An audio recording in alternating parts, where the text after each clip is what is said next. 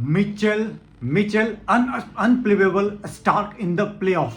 बिल्कुल मैं सही बोल रहा हूँ भाई साहब। मिचेल स्टार्क पे 25 करोड़ इसी तरह खर्चा नहीं किए थे गंभीर साहब। और गंभीर साहब जब खर्चा किए थे और जिस तरह से एक्साइटमेंट से स्टार्क को जब वो खरीदे थे केकेआर के लिए, तो इतनी खुशी इतनी खुशी इतनी खुशी आज तक किसी भी प्लेयर को खरीदते वक्त नहीं हुआ था। और गंभीर जब नारायण विकेट लिए उसमें इतना खुश हुए जब तक हमको लगता है कि उनके चेहरे पे अलग सी खुशी दिख रही थी जब नरेन ने जब विकेट लिया था। क्या बोलते हैं, इम्पैक्ट प्लेयर का रणवीर करके कुछ था उनका नाम। भाई साहब आज स्टार्क का जो बॉलिंग था, पहले तो हेड को दूसरी बॉल पे आउट करने के बाद जिस तरह का स्पेल डाला उन्होंने, इट्स ऑसम रियली। मैं स्टार्क को इसी तरह बड़ा प्लेयर नहीं, बड़े मैच में बड़ा प्लेयर इसी तरह नहीं माना जाता है दोस्तों, क्योंकि ये इतनी इंपॉर्टेंट मैच में, प्लेऑफ के मैच में इनका बॉलिंग जो है अलग लेवल पे पहुंच जाता है ऑटोमेटिक। ये जो प्लेऑफ का पहले लगता है कि नॉर्मल कोई आके मार के चल देता है, जो प्लेऑफ में आज जो बॉलिंग की है भाई साहब, Stark will love you, literally will love you. इसीलिए तो स्टार्क इतने बड़े गेंदबाज हैं। दरअसल अब इनका स्टार्क का परफॉर्मेंस सबसे, देखिए केकेआर की सबसे बड़ी कमजोरी क्या थी कि बैटिंग ठीक चल रही थी, सब कुछ चल रहे थे। फिलिप साल्ट के एक कमजोरी वहां, और दूसरा कमजोरी क्या थी कि बॉलिंग में स्टार्क वो काम नहीं कर रहे थे, बाकी सब बॉलर कर रहे थे, और स्टार्क की कमजोर कड़ी थे। आज जो स्टार्क ने जो न्यू बॉल से जो इम्पैक्ट डाला है, उससे तो भाई साहब सनराइजर हैदराबाद तहस नहस हो गया था।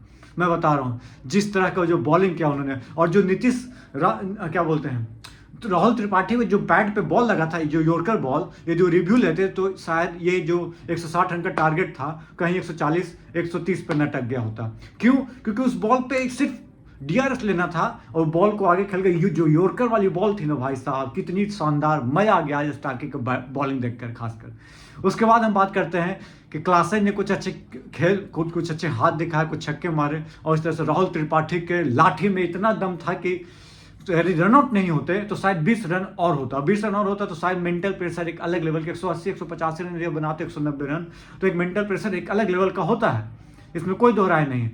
ये तो था, क्या बोलते हैं, इसके बाद भी हालांकि हैदराबाद टॉप 2 में फिनिश किए तो उनको एक मौका मिलेगा जिस तरह का ब्रांड ऑफ क्रिकेट उन्होंने खेला है। 4 विकेट कम स्कोर पे 40-45 रन पे गिरने के बावजूद 160 पे पहुंच जाना, ये आम बात तो नहीं दोस्तों, ये ब्रांड ऑफ क्रिकेट ही दिखाता है। और जिस तरह से बैटिंग पैट कमिंस ने लास्ट में आकर जो बैटिंग किया है, बहुत अच्छा बैटिंग किया, नो डाउट। खाली वही हो गया 20-25 रन जो रनआउट हो गया, उसमें दिक्कत हो गया, पहले जो 4 विकेट गिर गया, चलिए कोई बात नहीं। लेकिन अब बात करते हैं कोलकाता नाइट्स राइडर की।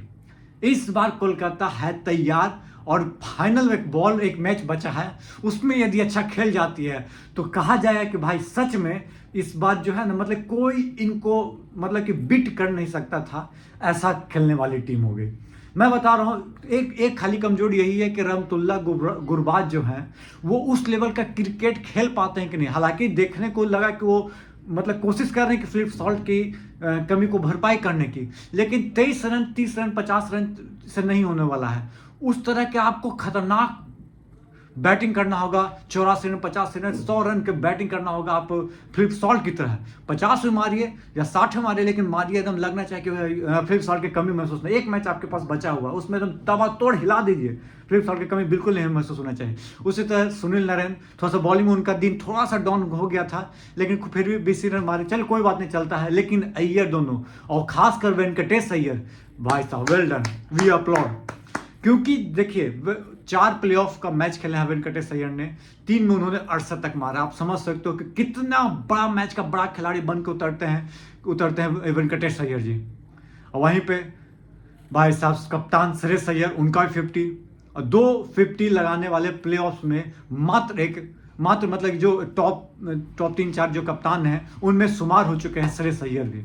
हालांकि अभी ट्रॉफी नहीं जीते हैं तो अभी तो कुछ कहना नहीं है कि कितना बड़ा है, लेकिन चौथा फाइनल खेलेगी केकेआर की टीम। 21 में खेली थी, अब 24 में खेल रही है। जीती है कि नहीं ये आने वाला समय 26 तारीख को पता चलेगा, लेकिन ब्रांड ऑफ क्रिकेट जो खेला है इन्होंने लिटरली ऑसम है।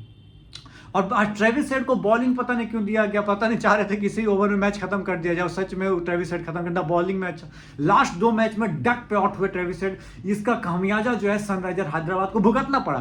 पिछले मैच में अभिषेक शर्मा ने संभाल ली थी पारी, लेकिन इस बार डक होने के बाद अभिषेक शर्मा भी संभाल नहीं पाए, और सनराइजर हैदराबाद के लिए दिक्कत की घड़ी हो गई।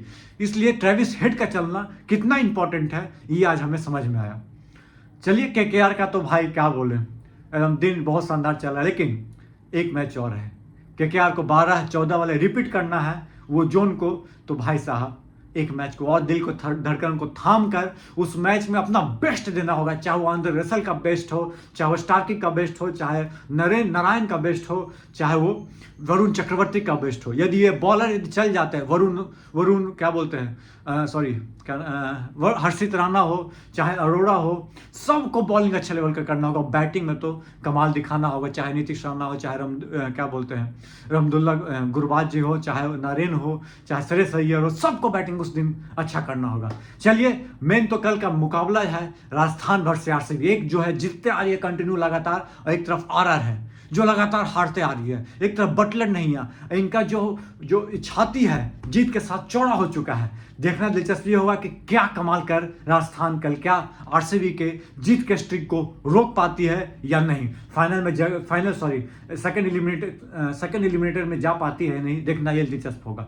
चेन्नई में मुकाबला होगा, फिर हैदराबाद इंतजार कर रही है, और हैदराबाद को भी अपने आप को इसको भूल कर एक नई सीरीज से शुरुआत करनी होगी। देखना दिलचस्प होगा कि क्या होता है कल के मुकाबले में। तब तक के लिए धन्यवाद। जय हिंद, जय भारत।